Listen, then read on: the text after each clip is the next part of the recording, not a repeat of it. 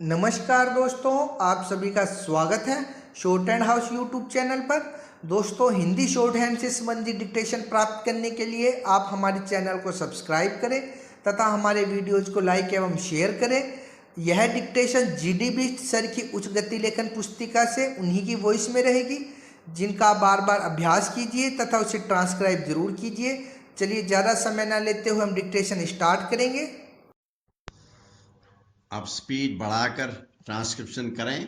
अभ्यास 150 140 शब्द प्रति मिनट 5 मिनट। उपाध्यक्ष महोदय, सदन आज बहुत गंभीर मामले पर चर्चा कर रहा है। मैं श्री आचार्य जी का आभार व्यक्त करना चाहता हूं, जिन्होंने आज बहुत ही संवेदनशील मामले पर चर्चा करने का अवसर प्रदान किया है। श्रीमान, आज हम देश के विभिन्न भागों में हो रही सांप्रदायिक घटनाओं के बारे में चर्चा कर रहे हैं। इससे हम सब लोग आहत हैं। सदन ने इस मामले में गंभीर चर्चा की है और कई माननीय सदस्यों ने अपनी भावनाएं व्यक्त की हैं।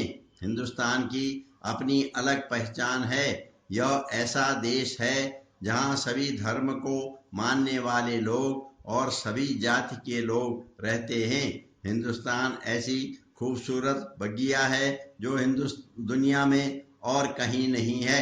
हमारा संविधान अलग है और हर व्यक्ति को स्वतंत्रता प्राप्त है कि वह अपने धर्म का पालन करे। महोदय, जम्मू की बात कही जा रही है। निश्चित तौर पर दंगे का माहौल आजादी के बाद और गांधी जी की मृत्यु के समय हुआ। देश का बंटवारा हुआ। जो हिंदुस्तान एक था उसके पाकिस्तान और बांग्लादेश के नाम से दो टुकड़े हुए। उस समय भी एक खास वर्ग और तबके ने बांटने की कोशिश की, और वह बांटने वाला कौन था? वह अंग्रेज थे, जिन्होंने कई साल हम पर शासन किया। बहुत चालाकी से, बुद्धि से इस देश का बंटवारा कर दिया। आज वही हिंदुस्तान, पाकिस्तान और बांग्लादेश बन गया है। मैं समझता हूँ कि वह ताकतें और शक्तियां फूट डालो शासन करो की नीति के तहत आज भी कहीं न कहीं हिंदुस्तान में अपना काम कर रही हैं। फूट डालकर हिंदुस्तान की ताकत को कमजोर करने की कोशिश की जा रही है। हमारे भाईचारे को समाप्त करने की कोशिश की जा रही है और भारत की अपनी ऐतिहासिक पृष्ठभूमि रही है, उसे भी समाप्त करने की कोशिश की जा रही है। भाई भाई को जाति धर्म के नाम पर अलग करने की कोशिश की जा रही है। हमें हिंदुस्तान पर गर्व है। यह हमारी शान है। हमारा लोकतंत्र, हमारी लोकशाही की चर्चा पूरे विश्व में होती है। आज निश्चित तौर पर हमारे देश पर खतरा मंडरा रहा है। अगर हमने अपने भाईचारे को, आपसी सद्भाव को, आपसी एकता को बरकरार रखने का काम नहीं किया और जाति तथा धर्म के झगड़े में पड़ने का काम किया, तो बांटने वाली शक्तियां अपना काम करती रहेंगी और शायद हिंदुस्तान एक नहीं कई टुकड़ों में बंट जाएगा। हम आज उन पुरखों को याद करें जिन्होंने आज़ादी को प्राप्त करने के लिए हिंदुस्तान के लिए जान की बाजी लगाने का काम किया था। न जाने कितनी मांगों के सिंदूर मिट गए, कितने नौजवानों ने जान दे दी, कितने बुजुर्गों ने अपने आप को समर्पित कर दिया। देश आजाद हुआ और उसकी बदौलत लोकतंत्र आया और हम यहाँ बैठे हैं।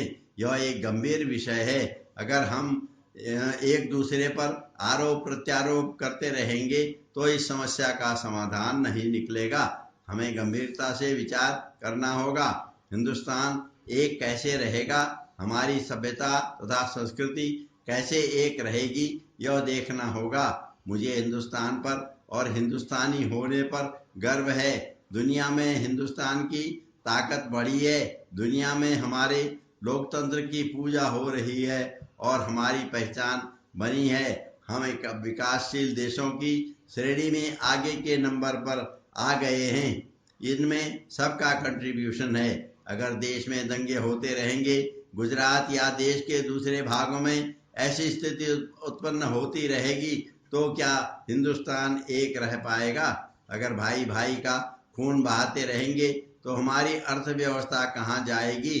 हम दंगों में उनके दल के साथ नहीं रहे हैं, हम दंगों में उनके साथ रहेंगे भी नहीं। जिस प्रांत की चर्चा हो रही है वह बहुत बड़ा है, वहाँ अमन चैन रहता है, वहाँ हजारों लोगों की मौत हो गई, अरबों रुपए की संपत्ति बर्बाद हो गई।